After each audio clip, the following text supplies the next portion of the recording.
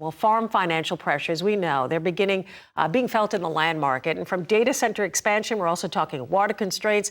There are a number of factors that could influence future buying and selling activity. Accredited farm manager Skye Root joins us now with the latest from his region. Always a pleasure, Skye. Thanks for being here. So what are you seeing right now in terms of farmland sales out west? It's good to be with you. And yes, my perspective is very Western focused, but with very few exceptions, the market has shifted a lot in the last few years. We're seeing fewer transactions overall, and buyers are much more selective. I think with interest rates and tighter margins, things really have to pencil, and many aren't penciling from just a commodity pricing perspective. But quality still sells. Well-located ground, strong water, good operators, it continues to move. Well, let's talk about, Skye, these financial pressures. Exactly what areas are they showing up in farm operations? What are you seeing specifically?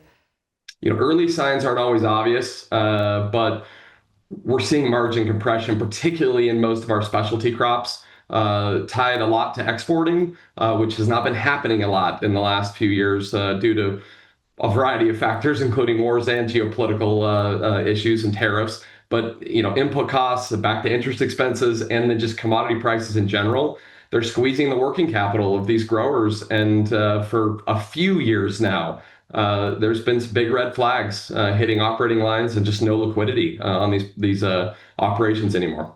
Let's talk about some of these outside forces. I mentioned these data centers. Also, we know, right, renewable energy, that's an issue. Water constraints, also an issue. We feel like those are reshaping farmland values in the West. What are you seeing there?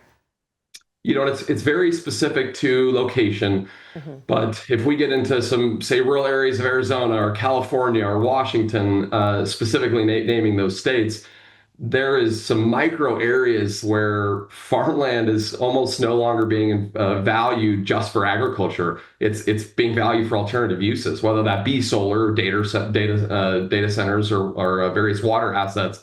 But it really depends on where it is and what it has. So in some areas, I think that there is a floor price that's much higher than what farmland values or agricultural inputs can actually support. And it's really these other alternative uses that are driving value. But in some of the core farmland areas, it's still, while data centers may be creeping their way in, or some solar projects are already happening or have happened in the past, the underlying value is still farmland. Yeah. One decision, I have to ask you about this. Farmers, if whoever's listening right now going, I really need to be thinking of something strategically right now, what do you suggest that would be to really kind of help them kind of navigate? I'm not the paramount expert, but I would say one piece of advice I have is protect your flexibility. You really need to understand your cost structure, your debt, your liquidity. We've come out of a multi-year, almost multi-decade strong cycle in ag, and we're in a couple years into a pretty tight cycle. And as a result, what I'm seeing is those that have protected their flexibility and restructuring their debt or selling non-core assets, choosing to lease instead of buy and lever up and do some more complicated things, they've really put themselves in a much more resilient and strong position, as opposed to the chasm that I'm seeing between those that didn't do that.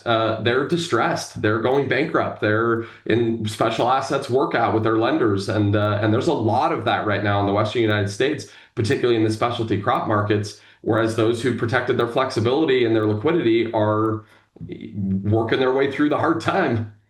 Yeah, that is good advice there. Boy, that is a lesson learned for sure. Skye, thank you. Just great information always. Good to see you again.